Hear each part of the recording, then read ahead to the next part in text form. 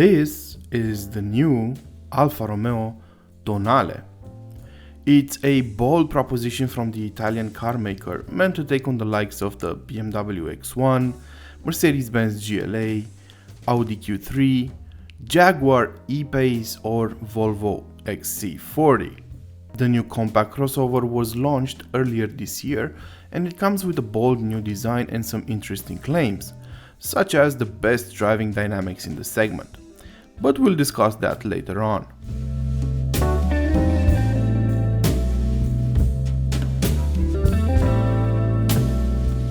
This is also Alfa Romeo's first new model in almost 6 years, and it is built on a modified version of the platform used by cars like the Jeep Renegade. And yes, that means it's going to be front-wheel drive. The Tonale is also the first car part of the brand's metamorphosis philosophy, which basically implies a deep transformation of Alfa Romeo as we know it. This is the first electrified model in Alfa Romeo's history, being a mild hybrid car.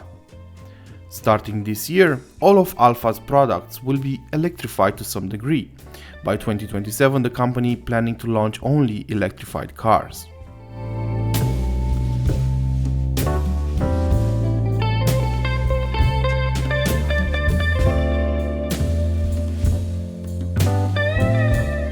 On the design front, the Tonale bears a lot of familiar features. Its front end is clean and dominated by the huge Alfa Romeo grille, while the headlamps have 3 rectangular daytime running lights that somehow remind us of older BMW models.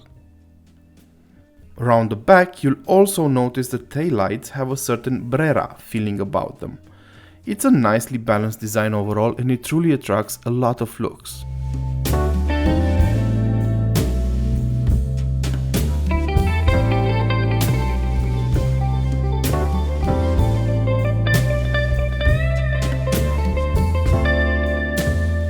Inside the cabin, you'll find a lot of room, especially in the back. I'd go as far as saying that there's more room in there than in the Stelvio, mainly thanks to a rather small transmission tunnel. Up front, the design will seem familiar. The seats are similar to the ones found in the Giulia, and the steering wheel is basically the same. There are some novelties too though. For starters, we have 2 brand new screens, one in the shape of the instrument cluster and one for the multimedia system. Both have very high resolution and work flawlessly.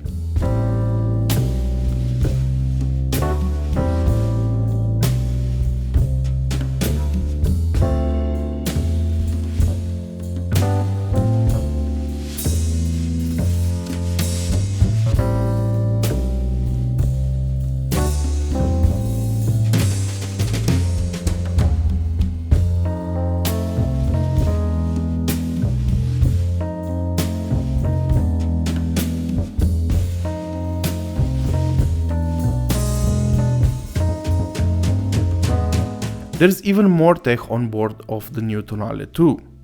The dashboard, for example, has a trim that includes ambient lighting in a number of colors. You have Amazon Alexa integration embedded into the infotainment system, and the car comes with an NFT service record.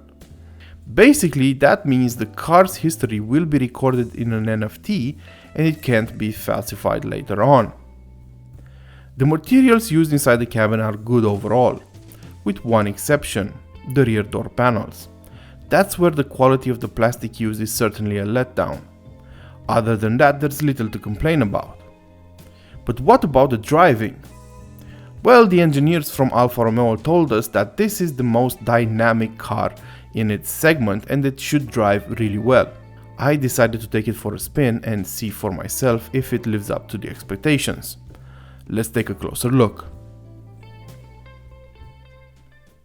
So let's talk about the platform for a little bit before we talk about how this car drives. At the core of the Tonale is a front-wheel drive platform. I know you're disappointed, but I think it was done to save some money. Alfa Romeo probably figured out that they need a car in this segment. And looking at the specs of the car and the platform, I think they deliberately wanted to create a affordable car, but not built on the Giorgio platform, the one used by the Giulia and the Stelvio, because I think this car is aimed at people who want to make a lifestyle statement, people who want a more practical car, a more spacious car. And I'm willing to bet, I didn't get inside the Stelvio yet, but I'm willing to bet that this car has more room inside and it's more practical than the Stelvio. It will also be a lot more economical because it has smaller hybrid engines. So I think this car appeals to those who want a more practical Alfa Romeo, more technologized Alfa Romeo compared to the Stelvio. Those who want the best, who still want the best driving dynamics, should still go for the Stelvio. It's still available, so you should hurry up and buy one. But this car aims at a different demographic. There's also a differentiation between the markets and the availability of the car with different drivetrains. For example, there's talk about the US getting a 2-liter petrol engine with 265 horsepower, whereas in Europe, the most powerful choice will be the plug-in hybrid, which will get a 1.3-liter turbo petrol engine under the hood, along with an electric motor on the rear axle. So it will be an all-wheel drive plug-in hybrid model, and it will have about over 250 horsepower, but the specs are not yet confirmed. However, in Europe, for starters, we will get only 1.5-liter engines in two different combinations. You have a 130 horsepower engine and a 160 horsepower engine. Both of them are hybrid, and they are full hybrids, not exactly mild hybrids. That means you can drive this car using electricity alone. Basically, around town at lower speeds, you will set off using only electricity.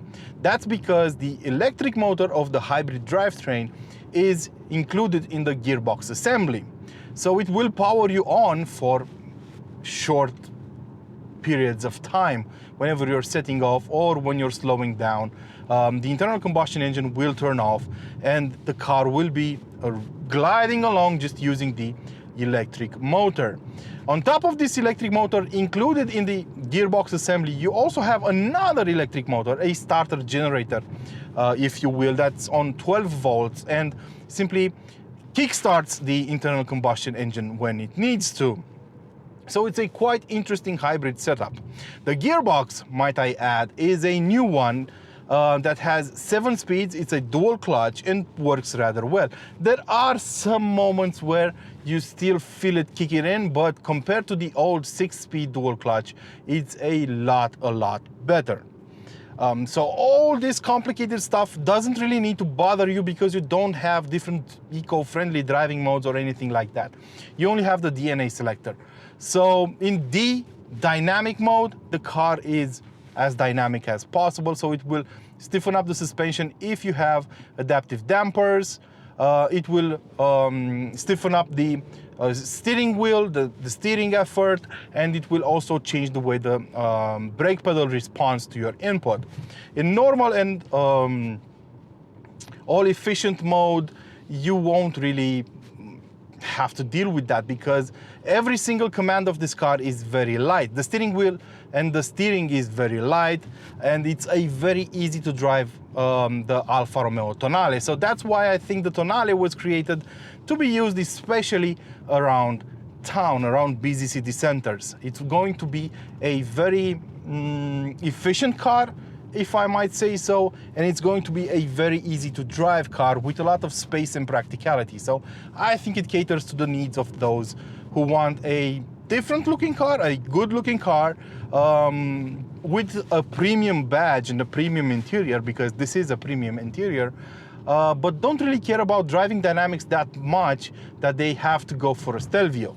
Don't get me wrong, this car drives really well. For a front-wheel drive car, it drives really well. As I said, this platform that can be also found on the Renegade was modified in order to make this car feel a lot more dynamic. Basically, they reinforced certain parts of the car, they changed the suspension. The Alfa Romeo Tonale gets, as standard, adaptive dampers with a passive setup. What that means is the dampers are frequency tuned. Basically, when the car or the dampers feels like the road has a poor quality because it has to adjust itself a number of times per second, it will automatically become looser, and therefore the car will become more comfortable. However, when it feels like you're driving in a more dynamic fashion, or you're on smoother tarmac, it will stiffen up the suspension in order to make the car a lot more controllable. And considering this only weighs 1.5 tons, it's a rather enjoyable car. I didn't sense any kind of understeer while I was driving it. Of course, this is just a first drive, so I didn't get to push it to the limit as I would like to, but I didn't really get any feeling of understeer at all. The front suspension is a McPherson setup, the rear suspension is also McPherson setup, and they offer you a lot of control when you're driving the car. So you feel confident behind the wheel. It doesn't lean as much as you would expect it to, and actually I enjoyed driving it. The only complaint I have is the pedal response. Now, normally you would think that a hybrid car doesn't really have a lot of lag, because turbo lag, because that electric motor that's good for 20 horsepower and 135 Newton meters of torque should fill in the turbo gaps you usually get on a turbo small engine. However, while I don't think this car has turbo lag, I think it has some sort of lag, because you press on the gas pedal and it just takes a while before the car decides to accelerate, just like it happened there. So yeah, I am in normal mode, but I don't know, there's a certain delay between the moment you press on the gas pedal and things actually happen. That does get a bit better in dynamic mode, so this lag, this delay is shortened, but it's still there. If you switch the car into manual mode, then you have these brilliant paddle shifters at your disposal to do that. The car does respond a lot better to your inputs. I would have loved a manual gearbox on this model. I think that would have solved all of these problems, but unfortunately that's not going to happen because of a number of reasons.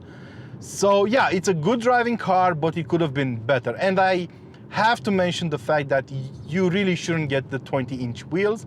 The suspension is refined and stiff, so if you get the 20-inch wheels, you can get wheels between 17 and 20-inch wheels. If you get the biggest ones, the Tonale will become a bit jumpy on poor surface roads, so you need to keep that in mind. I would go for 19-inch wheels at most. I think it's a good mix of good looks and